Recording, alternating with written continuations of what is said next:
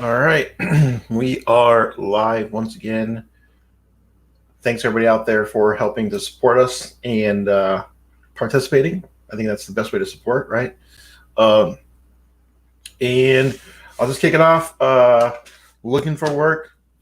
We are here to answer questions, or at least I am. The rest of my team hopefully is supportive of this effort. Um, every week around noon on Tuesdays, I basically open up and ask me anything type session on all the interwebs. So I think we're out there live on Facebook, LinkedIn, YouTube, Periscope, and Twitch. And we spend about an hour, if we have that many questions, just kind of running through what some of the best ways to prepare for and land your first job in tech. And so usually at the very top, Hey Mike, how are you? we'll talk a little bit about one of the things that's kind of on the top of my mind, and then I'll just jump in and answer questions. I've gotten a few via email, so if you do want to shoot me an email, feel free. It's mike@stcs.io. Hey there, Smita. Good to see you. Yeah, so I guess this week, one of the things that I haven't touched on in a while is the job search itself, some of the mechanics behind it. So I usually get a few questions about this, like where do you find job listings? Where should I go to find places to apply, etc. And so from a high level, I think the most important thing is to first think about what kinds of companies do you want to work for. Once you have a good sense of what types of organizations you want to work for, you should actually start there versus what's the best job board for me to go to for me to find an extensive list of companies that are hiring that I can go apply at. That approach, I think, is the wrong approach. So start with where would you really like to work? In many cases, they're looking, right? Everybody that's an employer doing well is usually in a position where if they found the right candidate, they'd create an opportunity even if one didn't exist. So start with that and then go through the rest of the process that I've talked about before, which is starting to build a network, reaching out to folks, maybe having some mentorship, having some informal conversations, maybe asking people to give you a little bit of insight and feedback on your portfolio or some of the things that you're interested in doing in your passion projects, and use that as sort of a mechanism to find people that you can network with, right? Now, in terms of in between that, the way that you can sort of, besides your list of these companies that you'd really like to work at, then I would say, depending on your market, there may be places that are stronger or places that are a little bit tougher, depending on where you are. So I'll give you an example. Here in San Diego, you got Craigslist, you got Dyson, Monster, you've got ZipRecruiter. If you're a little bit more seasoned, you might have access to networks like private networks, like Hired. And then there's always these like agency style models where they give out tests, and then if you do well enough on the test, then they could go and basically like present you to one of their clients. So where I would rank those would be in your local area. You'll have to look and see where are the vast majority of jobs being posted, right? So you want to see things that I'm looking for that are interesting are the freshness of the posting. When you go there every week, does it seem like there are new postings, or does it seem like they're really stale? They're not being updated very frequently. That might be a sign you don't have to check that resource that often, so it's not your highest priority. You may also find the wages on them. Sometimes they'll specifically call out, here's the salary range, right? Angels list. It's a good place to see, here's what the salary and the potential equity might be for the position. So, use that as a barometer. If the wages there seem a little depressed and lower than what you're hearing, and you're seeing other people getting initial offers for, then maybe it's not a priority to use that as your list, because the people that are on that are not the key players. And then, try out things like ZipRecruiter, which will feed you some leads directly to your inbox. And so it should be pretty easy for you to find some quality companies and positions that might be interesting for you to apply to. So I'm going to pause there. I'm going to open it up for questions. This is the part that I like the most, and that is, let me know, what are some of the rough spots? What are some of the challenges you're facing? What are some of the questions that you have? And then I'll do my best to sort of work through what my suggestions are, recommendations are to kind of help in that situation. So if you have questions, feel free to drop them in the comment box, and I'll cover the ones that have come in, and I'll answer the ones that you pose. I have a LinkedIn user that I think is probably, I know she's not going to like this, but it's probably someone that's still trying to fix their permissions. So you still say LinkedIn user, Laurel. I think that's you. So, but it's good to see you nonetheless, LinkedIn user. So let me cover a couple of the ones that have come through. The first is working on passion projects. Where do I recommend posting or hosting passion projects? That's a good question, because it can get kind of pricey depending on where you go and how you set it up. So if you've got the time and the inclination, then I think a nice setup would be to create a Doku instance on an EC2 server on Amazon. And then you could basically have sort of a Heroku-like deployment, like a 12-factor design pattern where you can push your code to GitHub and automatically kick off builds that would basically make your app take the new changes, republish, and restart. Now, that might seem like a lot. And if it does seem like a lot, it's probably not the right path for you. Instead, maybe try something like, if it's just a static site, you're working on static sites and some sites that maybe use like an API for the backend calls, you could host it on GitHub and it wouldn't cost you anything. So I would look into that. I would look into GitHub Pages is the mechanism by which you do that. A lot of people also like Netlify. I've used it a little bit, don't have a ton of experience with Netlify. So I would say those are probably your top 3 choices. An EC2 instance, and I would say to make it easiest to deploy applications, I would just put Doku on it. But you could just use a LAMP stack and you could basically just serve up a folder on the server. The next solution might be you could go to something that's a GitHub, very simple, like an S3 bucket. You could put your files on an S3 inside of Amazon and be able to serve that up very easily, very inexpensively. So you could do lots of projects and it'll cost you next to nothing. And then that last option would be to use a service provider like Netlify or Heroku, something that would be easy for you to manage. The thing is, you just don't want to be painful for you to get your projects published. You want to be able to work on a passion project for a few days and then, be able to easily hit a button and publish it, or easily push the code to a repository to trigger that build process. And it should be something you can easily replicate, be able to use it on a lot of your projects. So hopefully that helps in terms of recommending different hosting. I wouldn't look at like shared hosting or buying any kind of like a private VPN. Just not cost effective if you're just doing passion project stuff. There's way cheaper places. Okay, so I'm interviewing, and people have suggested the book Cracking the Code Interview. Is that a good book, and are there other books to help? Sure. So Cracking the Code Interview, I believe the exercises are written in either Java or C#.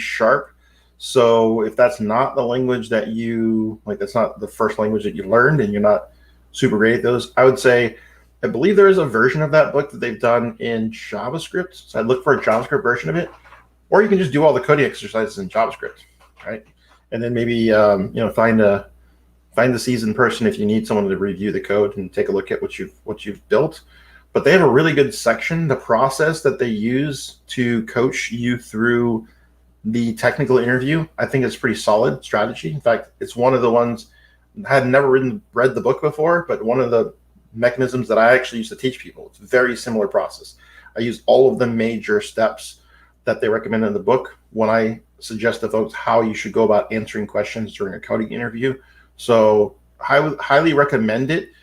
Just keep in mind, if it's not, if Java or C# are not your cup of tea, you'll either have to do the code challenges in another language and have someone sort of review them for you, or find a version that's in JavaScript. I thought there was one at one point that they put out in JavaScript. So, because that's useful. A lot of the patterns that they recommend. And again, it's about recognizing the pattern. It's not about memorizing, this problem, you're going to use this formula.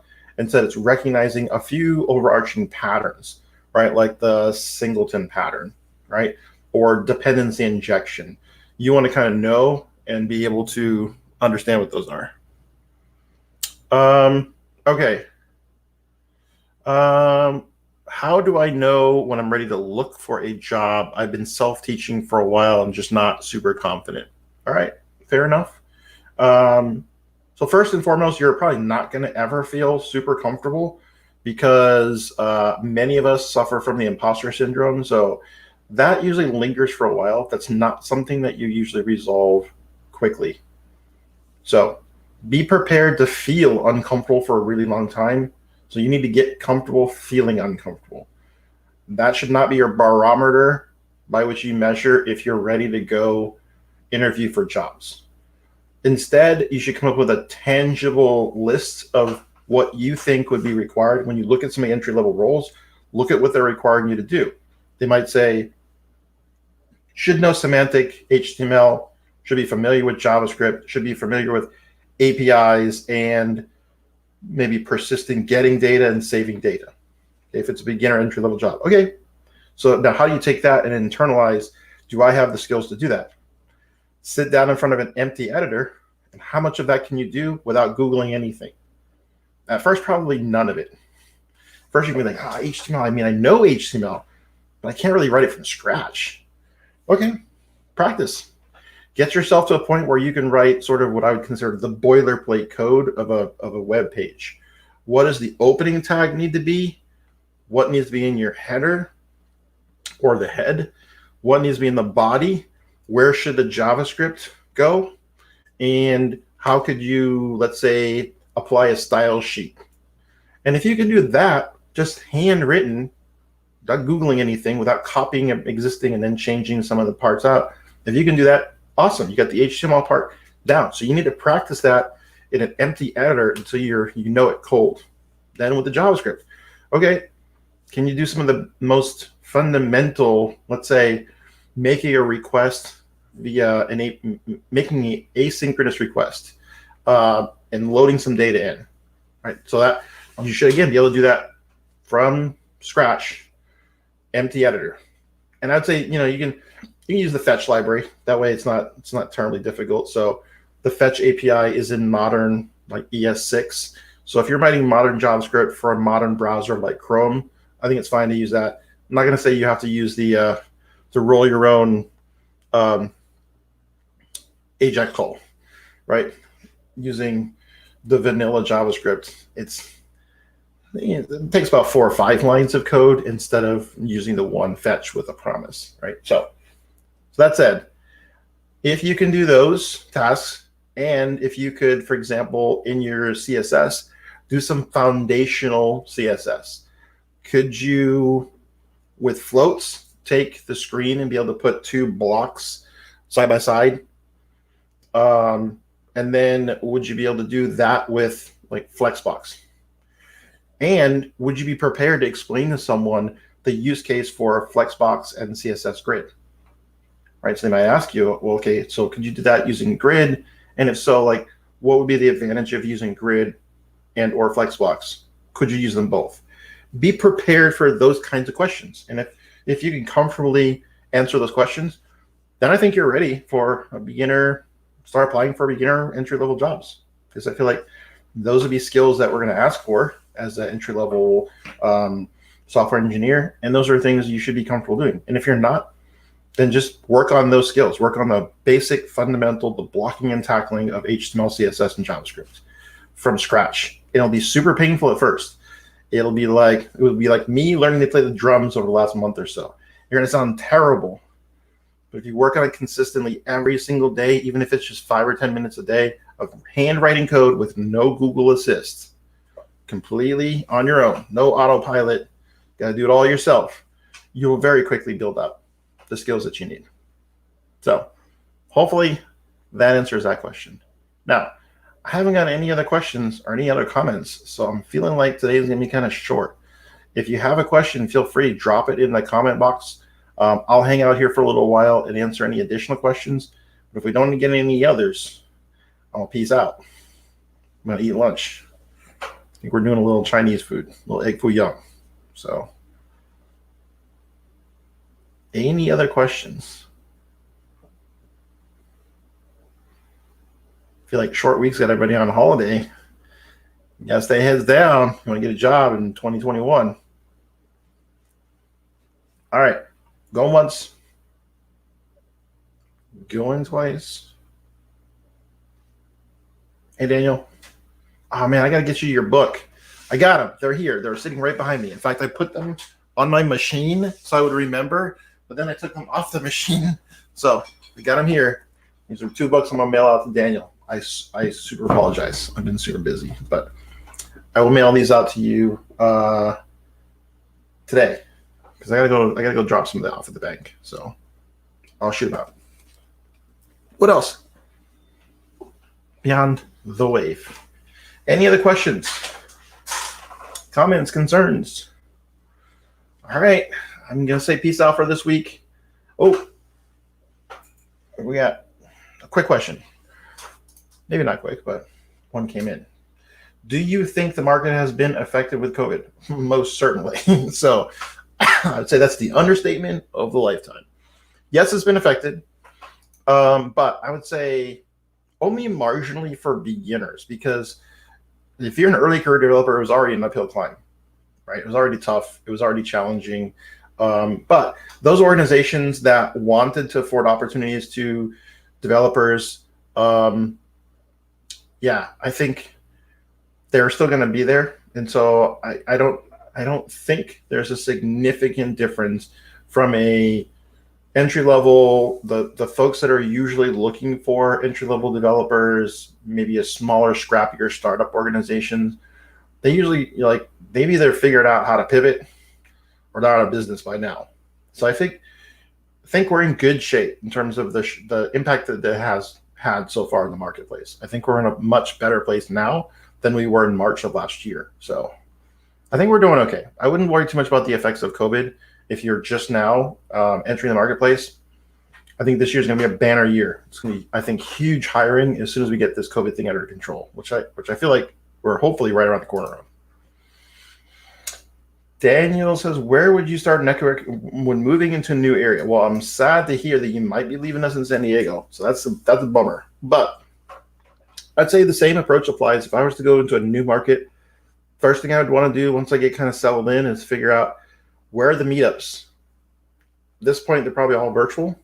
So you should be able to kind of hit the different communities around where you're going to be and figure out okay, are there great JavaScript groups? Are there great web development groups? Are there great design and product groups? And start sort of venturing out and getting involved in each of them. See if there's an opportunity for you to give a lightning talk, right? Great way for you to come into a community. Maybe you've given a short talk before and you could repurpose and reuse that. You give a retalk, right? Same talk, but it's to a new audience. So that's, I think, a good opportunity to kind of break in. I would try and get involved in the startup community as well. A lot of developers sort of focus a lot on getting a job at an established organization, and they're not as involved in the entrepreneurial system, in the ecosystem around startup and startup businesses. So that could be a huge win. Getting involved in the local, there's lots of organizations that are trying to help kids learn how to code. Getting involved in that ecosystem will kind of put you in front of, in some cases, people that are really open to and want to be more progressive and create opportunities for people to enter the field. So that's kind of where I would start. Yeah, startups are a great place to break into the industry. Just keep in mind that a lot of folks that are building their startups, they might not have a lot of money.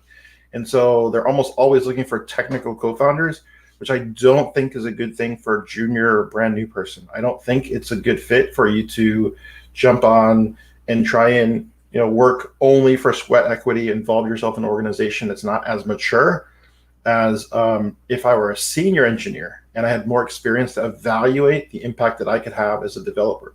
Because you want to do well, you want to work really hard, and in some cases you're open to taking a little bit of risk for a potential reward. But it's really, really hard when you're new and the business is new for both of you to add enough value for the deal to really make a lot of sense. So I would shy away from any kind of equity, sweat equity type opportunities. And instead I'd focus more on, is the startup mature enough? They've done maybe a seed round and they're well funded and they actually now have an opportunity to grow, and they want to bring on some junior engineers. Maybe they can't afford as many senior engineers, and so they're willing to kind of help people and groom them and like help people grow into opportunities. That's a great opportunity. So I definitely suggest that. What about not specifically an entry level? So I'm not sure what this was in reference to. It might have been in reference to COVID, maybe. So I'd say for folks that are a little bit more seasoned and experienced, what I've tended to see is when organizations, and this is just a like general blanket statement, when organizations have to let people go, it's usually the last one in is the first one out. So like if you recently moved into an organization, they have to lay people off. Usually it's the last ones, or people that they don't feel like are stronger than the other folks that they have on their team. So it's not a knock on that person. It's just like, hey, if we had to like say who could we afford to not lose, it'd be this person. So everybody else is kind of like, sorry, like we got to make way for these folks. These folks are the ones that we feel like if we can't lose anybody, it's this team. Not that the other ones aren't going to add a lot of value to other organizations. It's just they got to draw a line somewhere. So that's what I would say has been most difficult for people that are not entry level, is feeling like they're in that other group, feeling like, oh man, I didn't make the cut here. But just because you didn't make the cut here, it might not be anything about your skill. It might just be there's just an inordinate amount of really good talent within that organization. And there might be other organizations that don't have that talent and are looking for it. And so you have an opportunity to move in to an organization that has some opportunity, right? And so I tend not to worry too much at the small level, at the micro level, and think more about the macro level. There's a lot of opportunities. A lot of companies are doing better than the ones that have been devastated and are growing in like outside of COVID or even due to COVID. They have new opportunities that they're exploring. So I think there's plenty of opportunity for mid and senior engineers as well. Every day, people ask me about referrals and references for mids and seniors. Mid is always the best. People are always looking for, I want a mid. Because what they're saying by that is, I am budget conscious. I don't have a lot of budget, but I need a lot of bang for my buck. And so if you're a mid-level engineer, I think you're in a pretty good spot. You should be working right now, right? If you're not working, you got to look at you and not what's going on out in COVID. What's next? Daniel asks, startups. This user, in what kind of interview model do you think is realistic to getting to know someone's skill set? Do you think the interview model reflects what a company will be like? No. So I would say a lot of companies may not have a really great appreciation for when they are creating their interview process, aligning it with what the job is going to be like. So I wouldn't take that to be like, oh, if the interview is kind of crazy, the job is going to be kind of difficult or hard.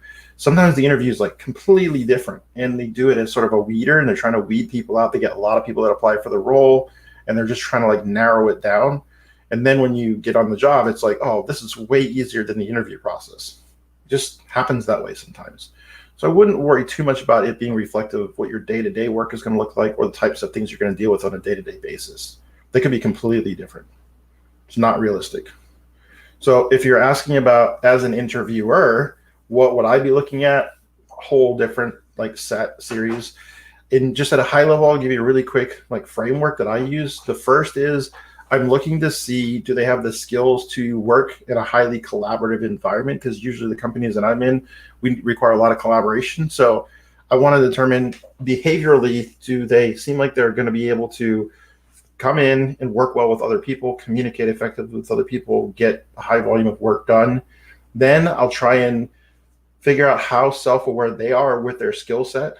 And then once I know how self-aware they are, then I'll sort of challenge it and see if I can validate that that's accurate, that their assessment is an accurate assessment. Now, if it's not, then there are some challenges, right? If I ask someone, how would you rate yourself in JavaScript? And they give me like a mediocre rating. They rate themselves mediocre. Like, all right, that's a good start. So what does that mean? Does that mean that they're growing and they're getting better and they're at the early part of learning JavaScript? Or does that mean they're really struggling? And then I might ask them a few technical questions, and then I might assess them as like, oh, you're actually pretty good. You're a very decent skill set for someone that's 1 year in or 2 years in. So I might be like, okay, so maybe they're humble and they don't recognize their skill sets. I might ask questions around that. And I'm really trying to figure out what kind of personality, what are the skills that it might take to manage this person and get them to be high performing. And so again, it may not fit. It may be like, I don't have the skill set to make sure that this person can be high performing within my organization. So as much as I'd love to hire them, I just might not be able to, because I don't think I'm going to be able to get them to produce what they need to produce in order for them to be the right fit for this organization.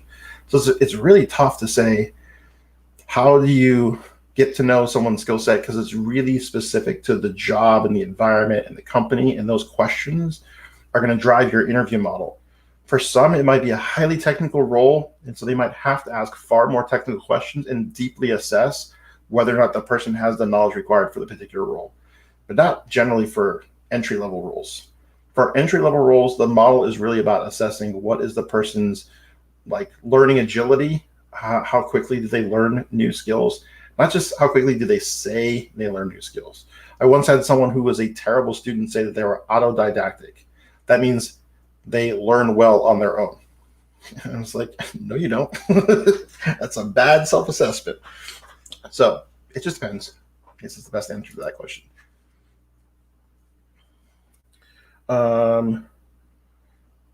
So Daniel, yeah, I would say Meetup is good. So once you join like one event on Meetup, it usually recommends others, and so that could be a good way for you to get a feel for just what's generally happening in that ecosystem.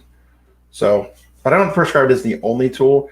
You might also find the same thing out of Eventbrite. So if you go to Eventbrite and you sign up, there are some people that like that platform better. So I think between the two, if you went to Eventbrite, signed up for one or two community events, then you went to Meetup, signed up for one or two events, I think you get a good sense of like where the ecosystem is in that particular city.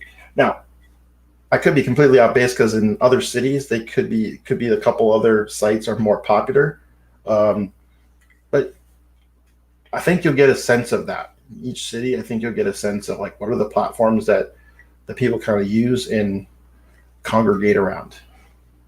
Could be Clubhouse. I got into Clubhouse. Interesting. That's my take on it so far. Interesting. Thanks for the insight. Fred here. Don't know why my username doesn't show up, but glad to be able to see what you've been up to. Nice. All right, Fred. I think this is the Fred I'm thinking about, and I think that's Fred at, I want to say, where's Fred at? Illumina, maybe? Is that the right place? Am I thinking about the right Fred? I don't know. Anybody else? Any other questions? These have been good. It's good questions today. All right, hearing none, I'm about to go eat some Chinese. Awesome. I will see you all next week.